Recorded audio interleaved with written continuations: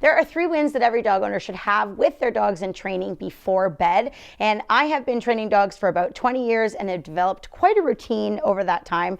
So today I'm going to be sitting down with Scott and his dog Jasper to share some of those things with him to make sure he's on the right track. And I think you're going to benefit from this as well. Do you have a bit of a routine, or do you have anything established for like what you do to kind of wind him down to go to bed? Have you developed anything yet? And it's okay if you haven't, because I can definitely give you some ideas. But yeah, probably looking more for ideas, but certainly try not to get him ramped up. So 9 o'clock, we usually go to bed around 11. So 9 to 11, he calms back down. Yes. So not a lot of, I don't do any training, that kind of stuff. Certainly get out for a pee break, bathroom break before the end of the night. But don't do any brushing or playing or that kind of thing. Just let them chill. The only bit of training that we do is the crate training. Actually, I think that it was on one of your videos too, about getting them really comfortable with the crate, and that it's a very positive place to be. So that's actually where he eats his meals. I know it's not the topic. But getting him in there at night is actually quite easy. So if we wind it back to like that 7 to 9 time slot, using that energy for good rather than evil would be really good. So something that we do with our dogs, like probably almost every night at this age, is we do some type of physical exercise or training with them.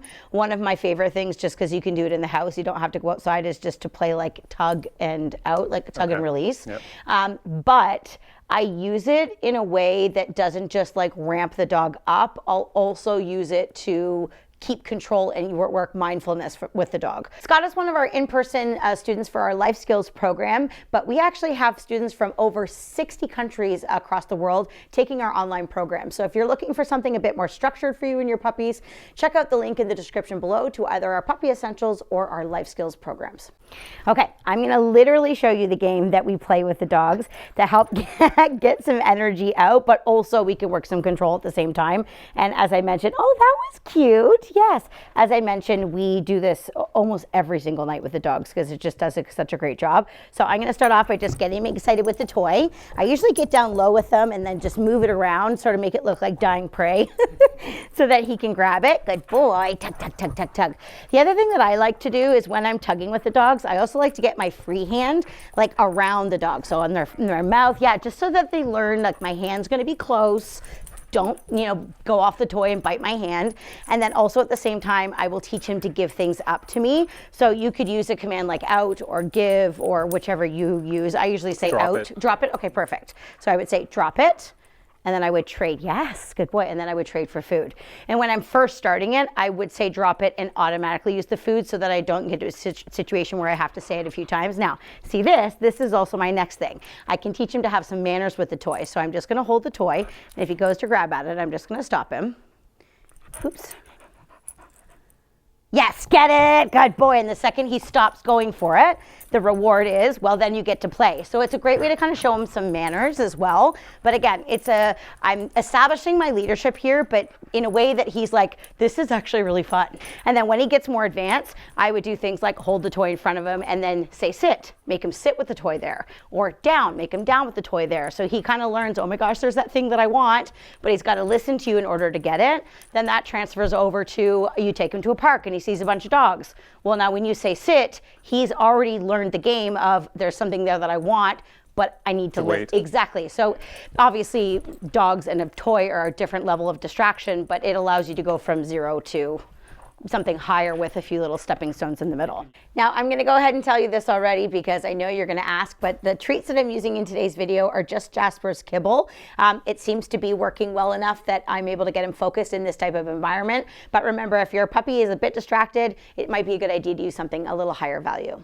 We talked about physically tiring him out. Now we're gonna talk about the mental side of things. So after you've done like your tug or moving it into retrieve or whatever it is, there's a couple things that we can talk about. Number one is I love teaching puppies from a very early age to go to like a spot and lie down and learn to remain there, which takes a while when they're puppies, but you can start it and get the value of lying there easier. Like think about earlier in the video where he's like bebopping around because he's a puppy and he has no emotional control. Oh, Yes, there we go. So first thing I was actually going to say is you can find times to reinforce him when he chooses to do it on his own, but I can also kind of make it happen. So I'm going to lure him on the mat. You could say like on your bed or whatever command you want to use.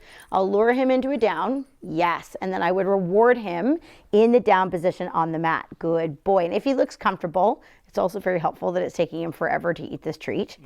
Yes, good boy. Good boy. Good on your bed. Yes. So I feed sort of every few seconds on the bed. And my goal is to release him before he gets up on his own. So I'm starting to train him to stay there. So he's about to get up. So I'm going to say, okay, I'm going to make sure it's my idea. Something to keep in mind when you're doing this is the timing of your word yes and how you're actually moving the food to help the puppy get into position. So when I lure him, I'm going to go from his nose down towards his chest, and he's just going to sort of bow and rock back into a down. The moment his butt hits the floor, that's when I can say the word yes and then reward. The other thing I want to do is as I see him maintaining position, yes, I'm going to reward. So it's important that you mark the behavior with the word yes and then follow that, that's not a yes, with some type of reward. So indicate what you love, follow that up with a reinforcement 1 second later. So obviously, if you actually wanted to like sit down and watch TV, you're not going to do this because you actually have to be like fully present. Yeah. But what you would do, yes, good Close. Boy. Very good. One foot on. Yeah, exactly. They start to go, oh, wait a second. This seems like a valuable thing for me to do. And then what I can start to do is build more distance between the treats. Or maybe I see if I can stand up. Yes, good boy. So could I then move this to Jasper lays on the bed while I'm, at the stove and making my meal, or I'm whatever, sitting on the couch and he's able to stay on this bed. Good boy, good on your bed. But I don't make the pup stay too long in the beginning stages. Okay, yay. And I get that okay release in there. Eventually he'll be able to go and lie down. But then what happens is when for me, when I have a young puppy and it's like that 2 hour time slot before I want to go to bed and I want the dog to kind of chill out. If my puppy will actually lie on a dog bed and chew on a bone and can actually focus on that task, then I will keep them out with us. But if that's not happening because they're too busy, then my puppy's actually created during that time. Okay. Because what I don't want the puppy to learn is at that time, I don't want them to learn and rehearse to be busy. So if I have physically exhausted the dog, I've done, so see how he got up, then there's no correction though. I would just, treats are gone, so I'm just gonna stop feeding. Yeah, it's gone. This is where the good stuff is. Yes, he says, let's do more. On your bed. Wait for that butt to drop, yes. So back to what I was saying is if I'm able to get the dog to be calm during that time and actually have a job where he would lay down and chill out, then I would proceed with that. Yeah.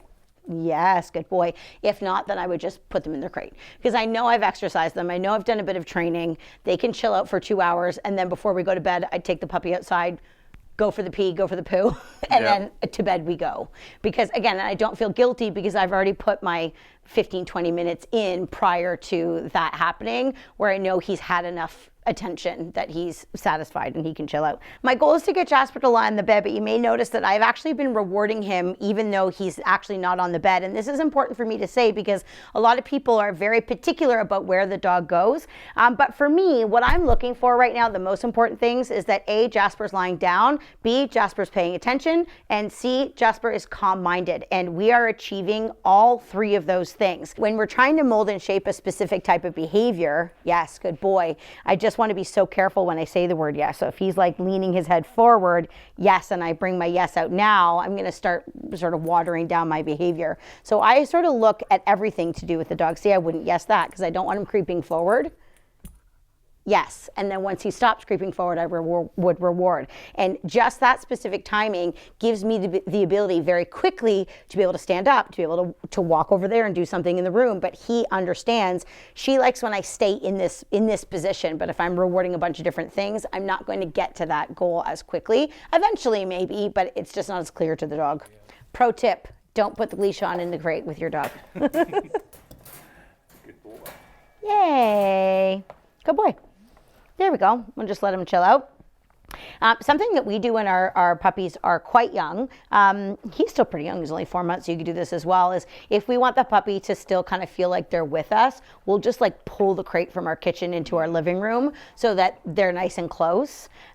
Eventually though, we will also purposefully crate the puppy in the other room while we watch TV so that the puppy doesn't get too attached, that they have to be in the same room with us at all times. But when they're really, really young, because we want them to kind of be around us, we'll just pull the crate over so they're with us. And then eventually, hopefully, once the bed training happens and all that stuff evolves, then it goes from being in the crate to like being on the bed, or our dogs snuggle on the couch with us, we'll watch TV. But we get to that point once the dog's kind of earned the right to be able to do that, they're well trained and all that kind of stuff, then you can kind of loosen the reins in terms of your rules. But it's sort of a nice like stepping stone, and then you have better behavior because of all the stuff that you did prior to this step. Yeah, that's one of the things I've been trying to focus on in the last few weeks anyways, because we're around all the time. I'm intentionally trying to keep him in his crate for a few hours. Yes, that's so smart. When we go out, but also when we're around too, because I had heard they need to get used to being settled and in their crate, yes, even when you're around, so you can do the dishes or make dinner or whatever. Yeah. So just getting him used to that. Yeah, and he's shown he's pretty good in his crate. He's already been good since he's been here, which is really good, but that is so important. And it's really easy for people who are retired like yourself now. You got time on your hands, why not spend time with the dog, which you will be able to do, but sometimes if you do it too early, the dogs just don't learn those types of settling techniques. Yeah. The next one is making sure that you get a pee and a poo before bed, which is the most exciting part, so that when you actually go to bed for the night, you can sleep throughout the entire night and know that he doesn't need to go out. You had mentioned that part is going pretty well though, right? Yeah, so far he's been holding it all night and waiting for to get out in the morning. And we've also got a routine that just before bed we go out as well. So he has a chance to get that out of his system and go to bed comfortably. That's perfect. That's great. And then the things that we worked on earlier are also steps that will help people who maybe don't have dogs that have such a developed routine, because that movement and that type of thing kind of gets things going, and that will help ensure that they actually do go to the bathroom. Now that we have a strategy for 3 wins before bedtime, we also want to help you with getting some wins in the morning as well. So if you want to check that video out, click that card right here. And on that note, I'm Kale, this is Scott, and this is Jasper, who is now very ready for bed. Happy training.